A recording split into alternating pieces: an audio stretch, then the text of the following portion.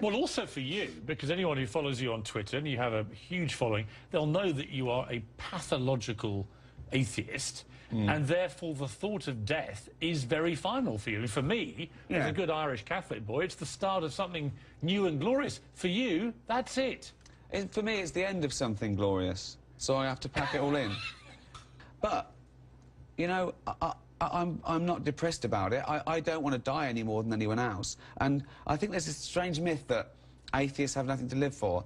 It's the opposite. We have nothing to die for. You have more to live for. We have everything to live for. Yes. Yeah. I would imagine you have a more focused attention to life because you think it ends when you die. I think it's precious. I think it's beautiful. I think the world is amazing. I love people, animals, art, every hobby. I can't believe my luck that I'm alive for these 70 or 80 years. Might be less.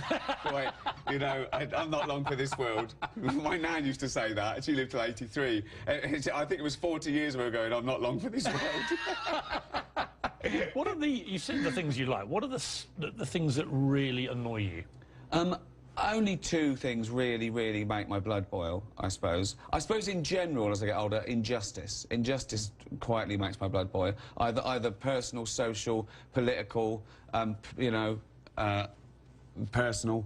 I suppose the two main categories are religious intolerance, this arrogance that you think, you know, arguing over whose God is right sort of gets me down a little bit, you know. And I've got no problem with spirituality. I really haven't. You know, that's another myth. And I always try and make the difference clear between spirituality and religion. One is a very personal feeling, a journey, a hope, or whatever, a need, you know, a joy.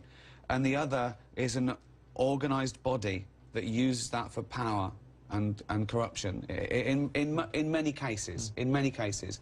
And you know, I don't have either, but I suppose I think that when it affects me, that's when I have a say in it. And religion affects me. Religion's very real. Spirituality, it doesn't really affect me. I find it. I really like pretty much everything that he said there. So the best part, without a doubt, was that great quote. Somebody needs to meme this up right now. Atheists have nothing to die for. We have everything to live for. I could not agree more. Look, if you're non-religious and you admit that either you don't think anything happens when you die or you don't know what happens, you know what that means? You're going to live this life like this is your only life. You're going to look for meaning right here in this world. You're not postponing meaning until you die to maybe have meaning in the afterlife. You're focused solely on this world. You know what that means? You're probably going to work really hard, find things you're passionate about, really try to live every moment and every day to the fullest. And that is exactly right. And it's so ironic that atheists and people who are non-religious, it's the exact opposite stereotype and mythology that's out there. Like, oh, you're godless, soulless, you don't care about anything, you're nihilists. Not true at all. We find almost all of our meaning on this world. In fact, by definition, we don't know where else to look. We know it's on this world. That's not to say that every atheist agrees with me and agrees with, you know, Ricky Gervais on this, but I think it's safe to say likely a majority would agree with that. Then the other point that he makes, I think, is related to that point, which is that he says injustice makes his blood boil. Look, if you are living on this world and you think that this is your only chance at being a conscious, sentient being, then guess what? You are going to get mad at injustice. You're going to get angry about it because you want to make this world as close to the idea or the perception of so-called heaven as you possibly can make it. Because again, if this is all you live, if this is all you're ever going to know, why not try to make this the most beautiful experience ever, your entire time on this planet? And then the last point, I know there's some atheists that would disagree with this, but I think he's 100% right. He says, look, I really don't have an issue with spirituality. That's fine. That's your own thing. I only have an issue with organized religion.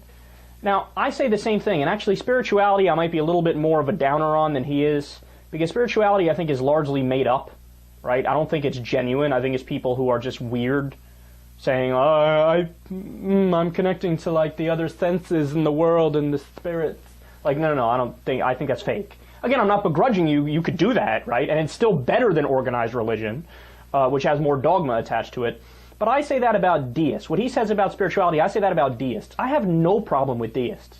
In fact, I have a lot of friends who are deists. They think, well, yeah, I think there's a God, but I don't think he's a God of any particular religion. I don't know anything about him. I don't really know if there's a God, but I think there is. I think there might be something more. There has to be something more. Look, that's fine, man. The only issue I have, apparently the only issue that Ricky Gervais has too, is when you say, I am part of this clan, or this sect, this religion, whether it be Islam or Christianity or Judaism or Hinduism or Buddhism or any of them, right? Because inherent in doing that, it's exclusive by definition. Like, I am right about the existential questions. You have to be wrong. And even if you're a moderate and you're not a hardliner like that, you are still tacitly admitting that, you know what, the Bible's more or less right, or the Quran is more or less right. And then if you say, well, look, I don't agree with that either, well, then guess what? You're not religious. You're not part of that group. And the problem is, none of those holy books are anywhere near factually correct.